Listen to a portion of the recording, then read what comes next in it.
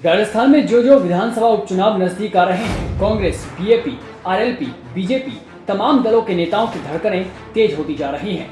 नेताओं की सियासी भागदौड़ बदस्तूर जारी है। किस तरह इन 5 सीटों पर जीत का परचम लहराया जाए, सभी इसके गुणागणित में उलझे हुए हैं। इन सीटों में डूंगरपुर जिले की 84 विधानसभा सीट, टोंक जिले की देवली उनियारा विधानसभा सीट, नागौर जिले की खिवसर विधानसभा सीट, दौसा जिले की दौसा विधानसभा सीट और झुंझुनू जिले की झुंझुनू विधानसभा सीट शामिल है। राजनीतिक जानकार भी इसी सियासी मत्थापच्ची में उलझे हुए हैं कि इस उपचुनाव में कौन सा दल 5 में से कितनी सीटें जीत सकता है। सबसे पहले बात करते हैं खिवसर विधानसभा सीट की। यह seat RLP chief Hanuman Beniwal का गढ़ मानी जाती है। वो यहाँ से लगातार 4 बार विधानसभा चुनाव जीत चुके हैं, 2 बार नागौर से सांसद रह चुके हैं। यहाँ मुस्लिम और जाट वोटरों की संख्या ज्यादा है। दोनों वर्गों में बेनीवाल की अच्छी पकड़ है। 2023 के विधानसभा चुनाव में उन्होंने बीजेपी के रेवंत राम डांगा को करीब 2000 वोटों से हराया था। बेनीवाल को 89,492 वोट मिले थे, जबकि रेवंत राम को 77,433 वोट मिले थे। 2018 के विधानसभा चुनाव की बात करें तो ये चुनाव बेनीवाल ने करीब 17,000 वोटों से जीता था। तब बेनीवाल को 83,096 वोट मिले थे और उनके प्रतिद्वंदी सवाई सिंह चौधरी को 66,148 वोट मिले थे।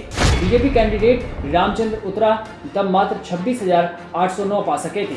कुल मिलाकर यहाँ बीजेपी की स्थिति पहले से ही नाजुक बताई जा रही है। नंबर 2 पर आती है दौसा विधानसभा सीट। यहाँ मीणा, गुज्जर और मुस्लिम वोटरों की संख्या अधिक है। 2018 और 23 के विधानसभा चुनाव में कांग्रेस के मुरारी लाल मीणा यहाँ से विधानसभा चुनाव जीत चुके हैं। उन्हें सचिन पायलट का कट्टर सपोर्टर माना जाता है, इसलिए हर चुनाव में गुज्जर मतदाता भी मीणा के पक्ष में वोट करते हैं। 2023 के विधानसभा चुनाव में यहाँ मुरारी लाल मीणा को 98,238 वोट मिले थे, जबकि बीजेपी के शंकर लाल शर्मा को यहाँ 67,034 वोटों से संतोष करना पड़ा था। करीब 31,000 वोटों से ये चुनाव मुरारी लाल जीतने में कामयाब रहे।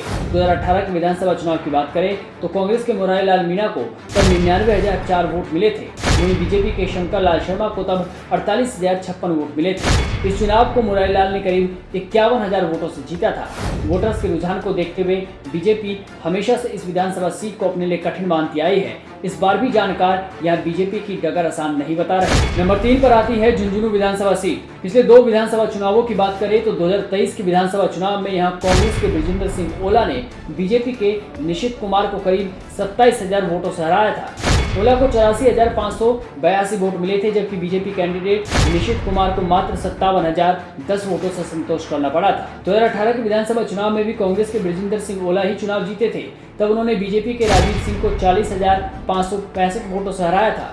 ओला को तब 76,177 वोट मिले थे, वहीं बीजेपी के राजीव सिंह को मात्र 35,612 वोट मिले थे। कांग्रेस हमेशा से इस सीट पर मजबूत रही है। बीजेपी इस सीट को अपने टॉप 10 मुश्किल सीटों में से गिनती आई है। पायलट समर्थक ओला अब झुंझुनू लोकसभा से सांसद बन गए हैं। नंबर 4 पर आती है उपचुनाव वाली अगली सीट, यानी कि देवली उनियारा सीट। पिछले 4 चुनावों में से 3 बार यहाँ कांग्रेस ने अपना परचम लहराया है। 2 बार तो कांग्रेस के हरीश मीणा ही लगातार यहाँ से विधायक का चुनाव जीते हैं। अभी वे टोंक सवाई माधोपुर सीट से सांसद बन गए हैं।